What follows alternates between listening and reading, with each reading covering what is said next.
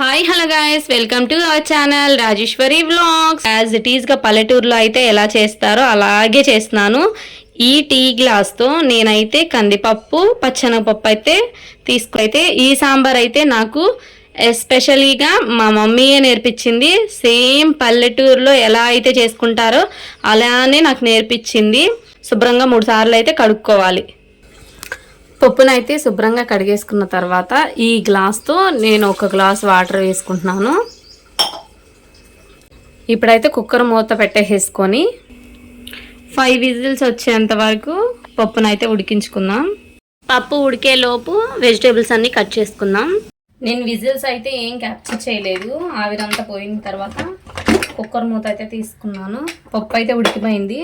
పప్పునైతే నేను మిక్సీ జార్లో వేసుకొని మెత్తగా అయితే కొద్దిగా వాటర్ వేసుకొని అయితే గ్రైండ్ చేసుకోండి. నిమ్మకాయ సైజ్ అంతా చింతపండు వేసేసుకొని కొద్దిగా వాటర్ వేసుకుంటూ గ్రైండ్ చేసుకోండి. మనం వేరేగా చింతపండు అయితే నానబెట్టాల్సినంత అవసరం లేదు. క్వాంటిటీని బట్టి చింతపండు వేసుకుంటే సరిపోతుంది. నాకు ఆ క్వాంటిటీ సరిపోతుంది కాబట్టి నేనైతే చిన్న నిమ్మకాయ సైజ్ అంత చింతపండు అయితే వేసుకున్నాను. మీరైతే కొద్దిగా చూసి వేసుకోండి. ఇప్పుడైతే కొద్దిగా వాటర్ వేసుకుంటూ మెత్తగా అయితే గ్రైండ్ చేసుకోండి. పప్పునైతే ఇంత మెత్తగా అయితే గ్రైండ్ చేసుకోవాలి. గ్రైండ్ చేసుకున్న పప్పునైతే పక్కన పెట్టేసుకుందాం. నేనైతే వెజిటేబుల్స్ అన్నీ కట్ చేసి పక్కన పెట్టాను. అదే కుక్కర్ అయితే శుభ్రంగా కడిగేసుకొని కుక్కర్లో సాంబార్ అయితే చేసేసుకుందాం. ఇప్పుడైతే 5 టేబుల్ స్పూన్ ఆయిల్ వేసుకొని పప్పు అయితే తాలింపు వేసేసుకుందాం. ఆయిల్ బాగా కొద్దిగా హీట్ అయిన తర్వాత నేను మంటనైతే హై ఫ్లేమ్లో పెట్టాను. తాలింపు గింజలు, కరివేపాకు, ఆనియన్,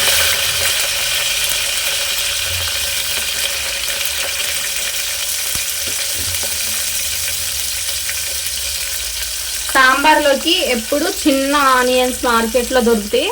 ఆ ఆనియన్స్ అయితే సూపర్గా ఉంటాయి, చిన్నవి. ఇప్పుడైతే గంట తీసుకొని ఒకసారి పెట్టేసుకున్నాం.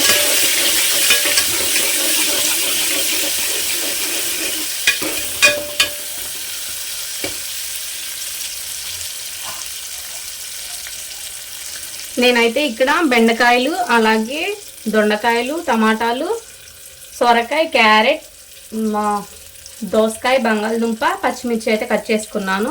నా దగ్గర అయితే సాంబార్లోకి మునక్కాయ అయితే లేదు ఫ్రెండ్స్, నేను వేసుకోవట్లేదు. ఒకసారి అయితే గిండి పెట్టి తిప్పేసుకున్న తర్వాత మనం కట్ చేసి పక్కన పెట్టుకున్న వెజిటేబుల్స్ అన్నీ వేసేసుకోవాలి.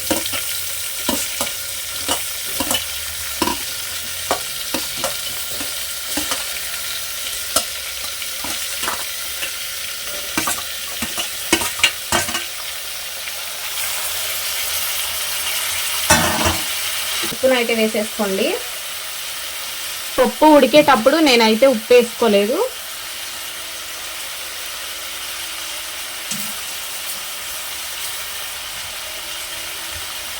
ఒకసారి అయితే తిప్పుకోవాలి.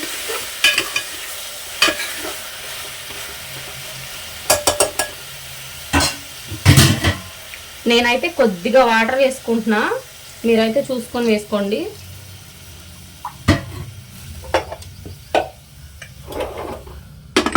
మంటను సిమ్లో ఉన్నప్పుడు కుక్కర్ మూత అయితే పెట్టేసి ఓన్లీ 1 విజిల్ వచ్చేంత వరకు అయితే కుక్ చేసుకోవాలి. 1 విజిల్ అయితే వచ్చేసింది. నేనైతే స్టవ్ ఆఫ్ చేసేసుకొని ఆవిరిపోయేంత వరకు అలానే ఉంచాను. చూసారు కదా,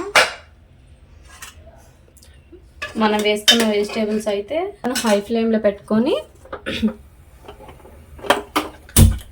ఉప్పు ఆల్రెడీ మనం వేసాం కాబట్టి వెజిటేబుల్స్ అన్నీ కుక్ అయ్యాయి కదా, కొద్దిగా అయితే పసుపు వేసుకోవాలి.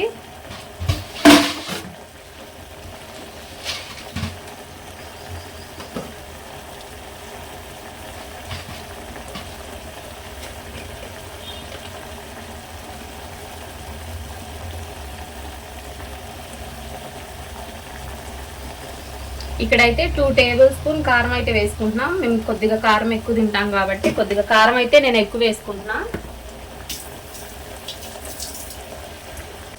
మనమైతే ఇందాక పప్పు మిక్సీ పట్టుకున్నాం కదా, ఆ పప్పులో కొద్దిగా అయితే వాటర్ వేసుకొని నేనైతే ఉండలు లేకుండా నేను గ్రైండ్ చేసుకున్న మిక్సీ జారు కొలత ప్రకారం వాటర్ అయితే తీసుకున్నాను. మీరైతే చూసుకొని వేసుకోండి.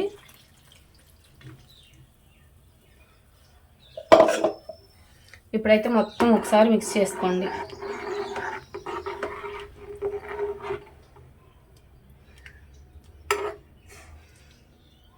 ఈ టైంలోనే చింతపండు ఉప్పు సరిపోయాయో లేదో చూసుకొని, నాకైతే ఉప్పు కారం రెండు సరిపోలేదు, కళ్ళుప్పు అయితే వేసుకుంటున్నాను ఫ్రెండ్స్.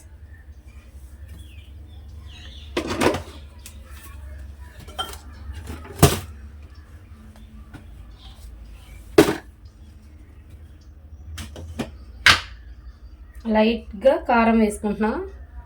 నేను ఆల్రెడీ 2 చెంచాలు వేసాను కాబట్టి, అందులో మళ్ళీ సాంబార్ పొడి మనం వేసుకుంటాం కాబట్టి చూసుకొని వేసుకోండి.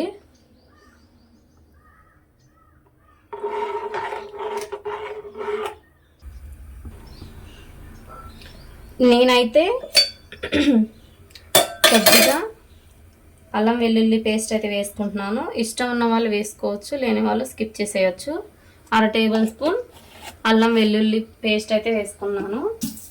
ఇప్పుడైతే పప్పు తెరలేంత వరకు పప్పును అయితే ఉడికించుకోవాలి. ఒకసారి అయితే గంటె తీసుకొని తిప్పుకుందాం. మనం కందిపప్పు పచ్చెనగపప్పు వేసాం కాబట్టి టేస్ట్ కూడా చాలా బాగుంటుంది.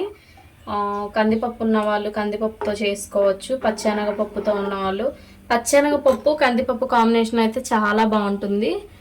మాకు ఇష్టం లేదక్క అనుకుంటే కనుక కందిపప్పుతో అయినా చేసుకోవచ్చు, లేదా విడిగా పచ్చెనగపప్పుతో కూడా చేసుకోవచ్చు. నేనైతే 2 వేస్ట్ చేశాను కాబట్టి సాంబార్ అయితే సూపర్గా ఉంటుంది. పప్పు తెరలేంత వరకు ఉడికించుకోవాలి. పప్పు అయితే ఇలా తెరలేటప్పుడు కొద్దిగా అయితే బెల్లం వేసుకోండి, టేస్ట్ చాలా బాగుంటుంది. ఎంటీఆర్ సాంబార్ పౌడర్ అయితే వేసేసుకుంటున్నా.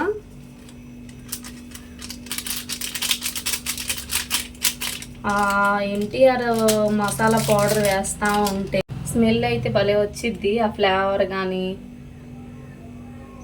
అబ్బా కడుపు నిండిపోతుంది నాకైతే. మా పల్లెటూరి పద్ధతిలో అలాగే అమ్మ నాకు నేర్పించిన సాంబార్ అయితే రెడీ అయిపోయింది. ఫుల్గా వేడి అన్నంలో ఈ సాంబార్ కనుక వేసుకొని తింటే సూపర్గా ఉండిద్ది. మీ ముందు అయితే నేను ఒకసారి టేస్ట్ చేస్తాను, ఎందుకనంటే ఉప్పు క్వాంటిటీ ఇందాకడ సరిపోలేదని చెప్పి మనం వేసుకున్నాం కదా.